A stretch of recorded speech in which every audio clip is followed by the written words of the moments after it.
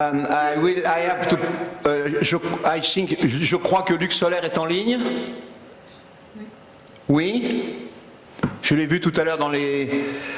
donc, le professeur Luc Solaire, il est président à Strasbourg, il travaille à l'IRCAD, il est président de Virtual Patient et il est un des membres de notre académie, un membre libre de l'Académie de chirurgie. Luc, tu es en ligne ? Oui, très bien. Oui, donc tu peux. Donc, Luc Solaire va nous montrer Visible Patient. Il va nous montrer en quoi l'anatomie numérique peut être une fantastique révolution dans toute la chirurgie. Merci, Luc. Merci à vous, merci pour l'invitation.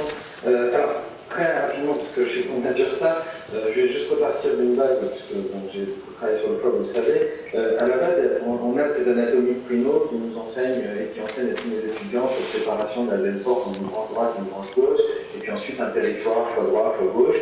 Puis ensuite, on a les segments qui sont décrits. C'est qu'ensuite, ils vont aller, après le Pruno, 10 minutes à exploiter ces travaux pour faire de la chirurgie. Et on voit bien le lien évident qui vient entre l'anatomie et la chirurgie. Et là, c'est un peu. C'est souvent comme ça. L'aspect fonctionnel du foie qui est exploité pour opérer de façon idéale le patient. Et on a entendu lors de la présentation précédente, avant la session sur l'anatomie, on a vu justement les travaux de Takasaki qui est une autre vision de l'anatomie du foie, même si c'est très proche, puisqu'on va retrouver des points communs, mais vous voyez que là on est sur le pédicule hépatique, et que sur ce pédicule on a trois principaux territoires qui sont définis par trois principales branches. On n'est pas sur la division en deux, mais on a une sorte de division en trois qui est un petit peu différente, avec un lobe codé qui reste partout toujours présent, un peu séparé. Alors pourquoi je vous montre ça? C'est juste pour vous expliquer déjà que l'anatomie, elle est perçue différemment suivant les écoles, suivant l'expérience, et c'est toute la richesse d'ailleurs de cette discipline, c'est de pouvoir proposer des approches différentes et des points de vue différents sur pourtant un matériel finalement assez proche quand on regarde. Et derrière ça, en dehors de l'aspect général, il y a l'aspect particulier. Vous savez que tous les patients sont différents, et Quino lui-même montré en 2002, c'est l'un de ses derniers articles, il avait publié cet article dans Annals of Surgery, où il montrait que l'anatomie qu'il avait lui-même décrit était correcte, plutôt l'anatomie standard telle qu'elle était décrite, était correcte dans 40% des patients uniquement de son étude sur 111 cas, et que dans 33% des cas, c'est certainement le point le plus important, dans un tiers des cas, elle présentait des variations qui pouvaient entraîner une erreur dans la définition des segments anatomiques qui ont été utilisés pour définir l'acte chirurgical.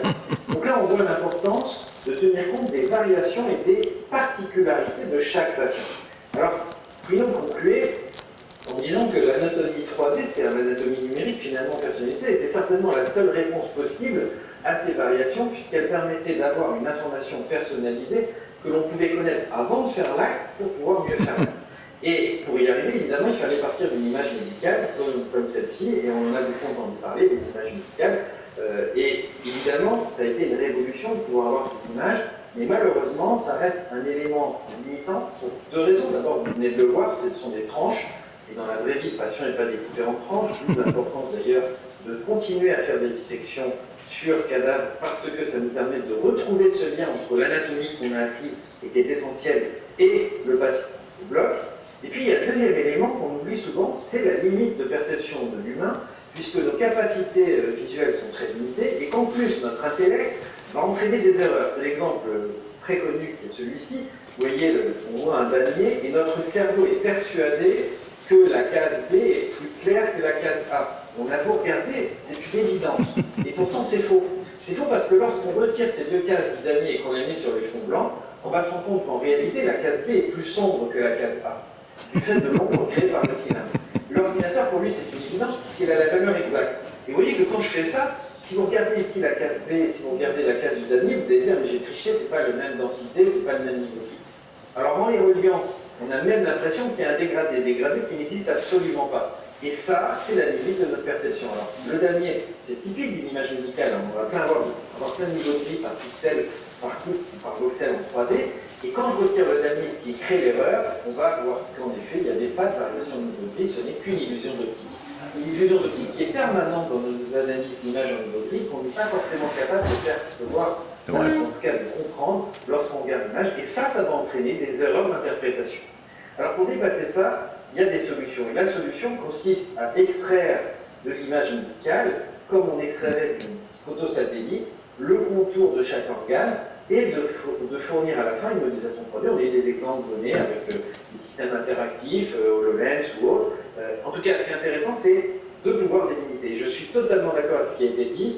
Ce travail de délimitation à la main est un superbe apprentissage de la lecture des clichés et de l'anatomie associée pour pouvoir faire le lien entre la lecture des clichés et l'anatomie qu'on a prise. Il n'y a certainement pas de meilleur moyen que de faire ce travail-là à la main. Mais ce qui est certain en tout cas, c'est qu'à la fin, on obtient une cartographie 3D, comme on peut avoir dans un GPS pour la voiture à partir des photos satellites. Comment est-ce qu'on fait ça? Eh bien, à partir de logiciels. Aujourd'hui, il existe pléthore de logiciels. Alors là, je vous en ai donné 6, qui sont des logiciels importants que vous pouvez trouver dans des services de tuto. Donc, je dirais, aujourd'hui, c'est disponible. Le problème de ces systèmes, c'est, un, ça prend du temps, il faut apprendre à l'utiliser, c'est pas toujours évident.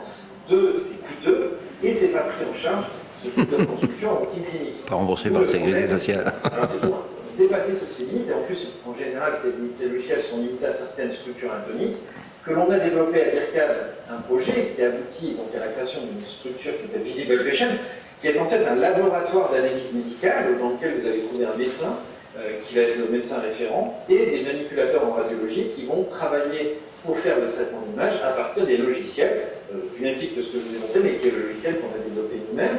Et le principe, c'est que le médecin envoie l'image comme il enverrait une pièce biologique au laboratoire, et en retour, il a le modèle 3D de son patient qu'il va pouvoir exploiter. Et ce qui est très intéressant, c'est qu'aujourd'hui, ça s'est pris en charge par de plus en plus d'assurances. J'y travaille activement. Les mutuelles. Aujourd'hui, il y a 24 millions de Français qui sont couverts par leur assurance pour cette modélisation qui est patient spécifique, qui est extrait de leur image et qui va permettre d'être utilisée avant l'opération. Et l'intérêt, eh bien, on va le voir sur 3 exemples très rapides.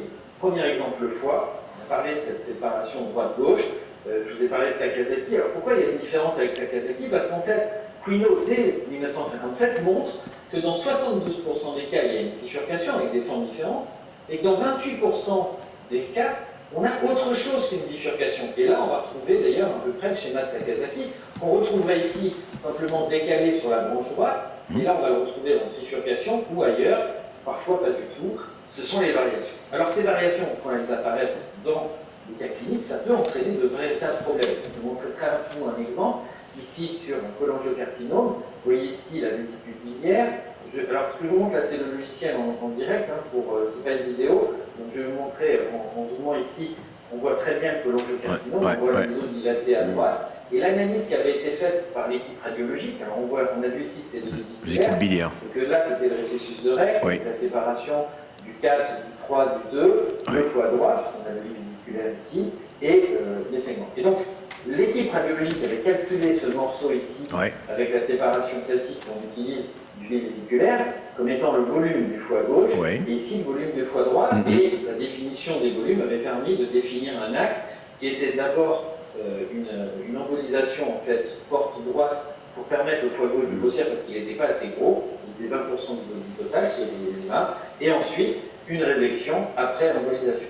Sauf que lorsqu'on bascule en 3 dimensions, on va voir autre chose, et c'est ça qui est plus intéressant. Donc voilà, le même patient, mais cette fois-ci en 3 dimensions, il est extrait de l'image médicale, et cette image, je vais pouvoir visualiser à l'intérieur les structures anatomiques et avoir la liste de ces structures pour chaque patient. Et là, en l'occurrence, chez ce patient, on va mettre en transparence le foie transparent. Le foie, et je vois à l'intérieur les structures anatomiques, biliaires, c'est pas des branches gauches. Et ce que je vais faire, c'est que je vais retirer la vésicule biliaire, et immédiatement, on se rend compte peut-être une chose, quand je fais ça, en retirant la vésicule biliaire et en remettant le foie en 2 packs, c'est que le lit vésiculaire, il est aligné avec la fissure ombilicale, et donc il est aligné, quand je remets en transparence, avec le récessus de Rex, qui veut dire que, au final, ma vésicule biliaire est décalée, elle ne se retrouve pas à sa place habituelle, et le repère que j'ai utilisé dans mon image scanner était mauvais.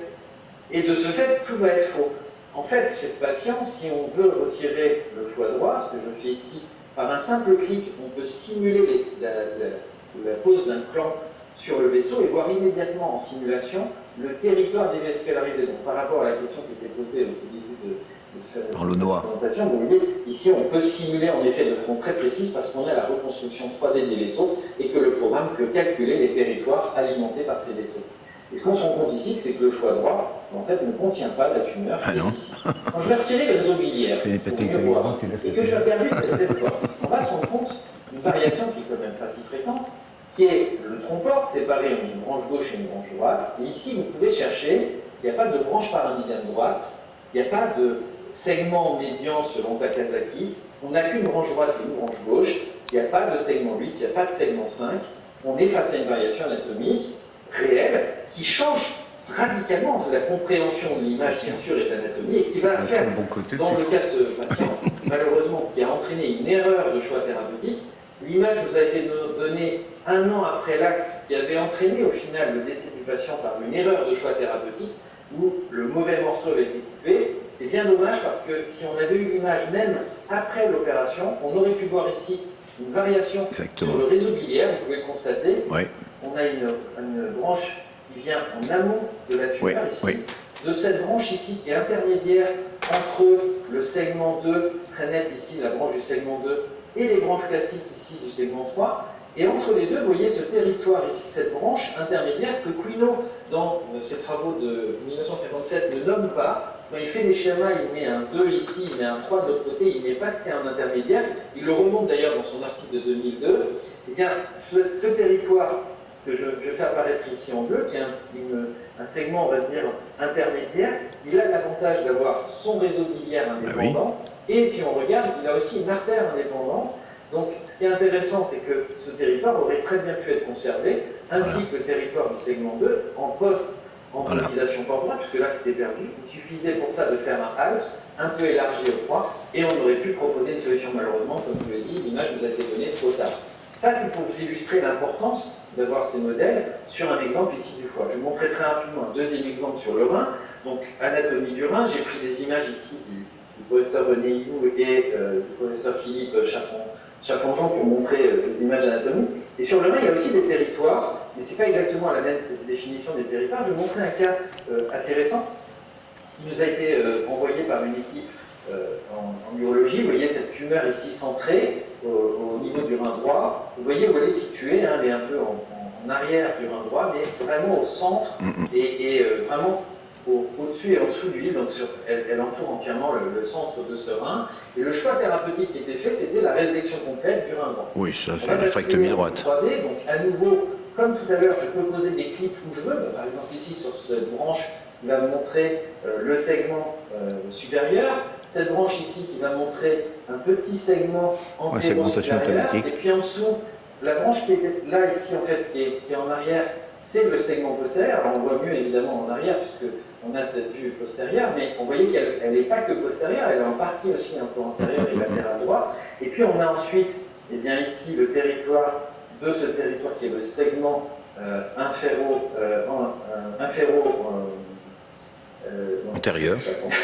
Antéro-inférieur. Antéro-inférieur.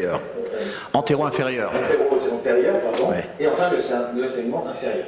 Donc voilà les différents segments. Et ce que vous pouvez constater, c'est que la tumeur, en fait, dans ces différents segments, ne touche pas à ces 3 segments que je viens de Voilà, on peut garder une partie du rein. Et vous voyez ici qu'avec cette image, je peux voir qu'il me resterait un tiers de rein droit si je plante uniquement la branche ici supérieure et la branche postérieure. Et grâce à cette image 3D et cette simulation... Il y a un tiers du rein qui est normal. Eh bien, le chirurgien a appliqué exactement ça. C'est d'autant plus simple que vous retrouvez pendant l'opération les vaisseaux aux mêmes endroits, c'est facile à retrouver, et on a pu préserver du coup un tiers de ce rein chez ce patient. Dernier exemple, avec cette fois-ci le poumon, toujours le même principe, les territoires vasculaires. Chez cette patiente que je vais vous montrer, c'était assez compliqué parce qu'elle avait déjà eu 2 opérations du poumon, une pour éséquer le lobe inférieur gauche et une pour retirer le lobe moyen à droite. Et vous voyez que là, il y a une réduction On va dépasser de 25 minutes, ça va. à droite. Et là, on va refaire exactement comme tout à l'heure, on va repasser en 3D. Voilà la reconstruction à droite. Évidemment, en ayant retiré déjà 2 lobes, on ne peut pas retirer un 3e lobe, donc là, il va falloir faire de la segmentectomie. Et vous savez que c'est très compliqué au niveau pulmonaire. Donc pour simplifier, vous voyez ici l'avantage du virtuel par rapport par exemple à l'impression 3D, c'est qu'on peut retirer les structures pour les effacer, pour mieux voir. L'afficher que ce qui t'intéresse. Faire apparaître ce que vous voyez ici en jaune, c'est les territoires de sécurité. Donc, la marge de sécurité autour de la tumeur qu'on peut mettre ou retirer. Et ce qu'on va voir ici très nettement, eh bien, ce sont les différents segments. Donc on va retrouver ici la branche du segment 8, on va retrouver ici la branche du segment 9, et on va retrouver juste à côté la branche du segment 10. Et on a ici les 3 segments du bas de ce poumon. Je rappelle qu'il y a tout un lobe qui a été retiré. Et donc ici, on voit très bien que la tumeur est dans le segment 9. On peut garder. Si je regarde maintenant un peu plus dans le détail ce segment 9, en regardant dans le détail, je me rends compte qu'il y a même une branche que je pourrais même réserver pour ne sacrifier que cette partie inférieure du segment 9. Oui. Et après, eh bien, on va juste regarder les artères pour vérifier la vascularisation. Donc là, on peut contrôler et voir qu'en effet, le segment 9, il a deux morceaux. Un morceau supérieur qui a sa propre artère et un morceau inférieur qui a sa propre artère. Et au niveau veineux, pour le drainage, on va pouvoir également vérifier et voir que pour le drainage de ce territoire, en fait, il vient du même drainage que pour le segment 8. Et toutes ces informations combinées permettent au chirurgien de savoir à l'avance exactement sur quoi il va faire une segmentectomie. pour pouvoir opérer de façon idéale sans avoir de perte de tissu ou de zone fonctionnelle, parce qu'il aura mal réséqué, là il sait à l'avance sur quoi il va tomber. La chirurgienne qui a réalisé l'opération nous a écrit après l'opération pour nous dire que sans le logiciel, elle n'aurait jamais pu faire cette opération. Oui. Alors voilà très rapidement. Oui, quand même. Sur le virtuel, simplement le virtuel c'est un outil qui est extrêmement précieux, mais on en a entendu parler, il ne peut pas tout remplacer. Vous avez un exemple ici, j'en ai pris deux, mais celui-là il est vraiment très intéressant, c'est une étude multicentrique qui est en train de monter le professeur Frédéric Amery à Lyon, et l'objectif c'est d'imprimer en 3D les modèles que je viens de vous montrer sur des poumons d'enfants de nouveau-nés qui ont des pathologies lourdes au niveau pulmonaire et qui devaient être opérés. Alors pourquoi faire ça? Tout simplement parce que lorsque vous voulez faire une chirurgie mini-invasive sur ce type de pathologies qui sont très rares, eh bien le chirurgien se retrouve un peu démuni parce qu'il manque d'expérience. Et l'intérêt de l'impression 3D, ça va être de lui permettre de s'entraîner, de positionner des vrais outils chirurgicaux autour et dans ces structures, de façon à avoir un entraînement sur la copie physique, mais virtuelle, Je vais en reparler, ça. avant de faire l'acte. Ce qui fait que le manque d'expérience, peut-être que le chirurgien dans certains services va avoir peut-être 3, 4, 5 cas dans l'année, eh bien ce manque d'expérience peut s'entraîner le week-end. compensé par la possibilité de faire un entraînement sur la copie physique. Ouais. Je vais un autre exemple. Évidemment, ça peut servir en schéma d'anatomie physique pour pouvoir comprendre les détails, pour pouvoir mesurer, pour pouvoir toucher. Vous savez qu'aujourd'hui, donc là vous ne voyez pas, mais le poumon que vous voyez en plastique, en transparent en dessous, il est fait en silicone, il a les mêmes capacités de gonflement et de dégonflement. C'est-à-dire qu'aujourd'hui, on peut imprimer en non rigide, en mou, des tissus, ce qui est évidemment très intéressant. Bien sûr. Alors, le virtuel, lui, puisqu'on va revenir dans le numérique, il a d'autres possibilités. Mais on peut, par exemple, l'amener au bloc. Et ce que vous voyez là, c'est la version qui, depuis maintenant 2 semaines, est certifiée CE, marquée CE, donc utilisable au bloc de logiciel Visible Vision, mais qui, je rappelle, est gratuite, hein, donc vous pouvez le télécharger sur Apple Store. Elle nous permet d'avoir la cartographie du patient sous les yeux. Et si on branche le robot, eh bien là, on va être comme un pilote de voiture au volant de sa voiture, avec l'écran tactile et la carte sur le côté, et l'affichage tête haute. Et c'est là où je veux en venir, c'est que, vous voyez ici dans cet affichage tête haute, vous avez dans la partie supérieure la vue interne du patient. Et juste en dessous, vous avez l'anatomie. J'aimerais bien savoir comment on fait, même en ayant eu une formation sublime avec des modèles virtuels, pour réussir à faire le lien entre ça et ça. Bien sûr que si vous ne passez pas par des dissections à un moment donné sur du cadavre, ou si vous n'avez pas un entraînement sur du vivant, ça sera très difficile mentalement de faire ce lien. C'est pour ça que c'est important de pouvoir conserver ce type de formation dans l'avenir, sinon on n'arrivera jamais à réussir mentalement à réaliser ce lien. Alors il y a un autre moyen évidemment de faire le lien, c'est ce que je vous montre là, c'est la réalité augmentée. Vous savez qu'on travaille beaucoup à l'IRCAD sur ce sujet. Là vous voyez le système avec le casque HoloLens, ancienne génération, le nouveau est plus intéressant. Ce que je veux vous montrer, c'est les tout derniers résultats dans ce domaine, et vous allez voir que c'est assez spectaculaire. En réalité augmentée, voilà ce qu'on est capable de faire aujourd'hui à l'IRCAD, avec un champ opératoire qu'on retire qui est détecté en temps réel, et les gants, les chirurgiens sont détectés en temps réel. Alors qu'est-ce qui se passe là en fait? Ce que vous constatez, c'est que le modèle virtuel, qui normalement est superposé à l'image vidéo, eh bien il est effacé dans les zones où se trouve le champ ou les gants, parce qu'en temps réel, on détecte le champ ou les gants. Et ça donne un effet de transparence totalement hallucinant, hein. On a vraiment l'impression que c'est limite imprimé ou transparent, tout simplement parce qu'on est capable en temps réel de laisser la main du chirurgien devant le modèle virtuel, ce qui est un problème récurrent dans tout ce que j'ai vu précédemment à base de virtuel. Le problème, dès qu'on met un HoloLens, le modèle virtuel apparaît devant vos mains puisque l'écran est entre votre vue et vos mains. Et donc la vue virtuelle va cacher vos mains, ce qui crée un énorme problème d'interaction qui ici est totalement corrigé grâce à cette technique. Le deuxième élément qui est très important, c'est l'avenir, c'est les blocs hybrides. On a dit que l'image médicale permettait d'avoir l'anatomie du patient. Eh bien, cette image médicale, si on l'apporte au bloc, Je ris en pérope, en temps réel. D'une part, les déplacements d'organes entre l'image préopératoire et le patient quand il est positionné au bloc, premier élément, ça va permettre de recaler. Et deuxième élément, eh bien, c'est le résultat post-opératoire. C'est-à-dire juste après l'opération, on peut faire une image de contrôle pour vérifier ce qu'on a réalisé. C'est très important, notamment pour les pathologies, plutôt les complications, par exemple, sur les poumons en duel anesthésie. On a fait des travaux là-dessus, qu'on a d'ailleurs réutilisés dans le cadre du Covid. Et puis, surtout, ça nous permet de faire ce que vous allez voir là, c'est-à-dire de donner une vue en temps réel, dans une vue de chirurgie mini-invasive, de l'intérieur des organes, en tenant compte des mouvements grâce à l'analyse qui est faite avec de l'intelligence artificielle derrière, qui permet de faire ce genre de choses. Donc vous comprenez que cette anatomie virtuelle, cette anatomie numérique, elle a beaucoup d'usages. Elle ne s'arrête pas juste à nous donner une cartographie à l'instant T, elle n'est pas là juste pour nous former, elle est là pour nous aider, pour nous guider. C'est un outil très intéressant qu'il faut absolument exploiter dans la vie. Merci pour votre attention. Merci beaucoup Luc pour cette remarquable présentation. En fait, c'est vraiment la révolution dans la chirurgie maintenant grâce à la reconstruction 3D et à l'anatomie 3D. C'est vraiment et le temps réel au bloc opératoire, c'est le summum des réalisations de l'IRCAD et vraiment c'est magnifique. Merci beaucoup. Qui veut poser une question au professeur Solaire? Moi, je vais arrêter mon... Je ne vois pas de questions sur la messagerie. Alors tout le monde était valide.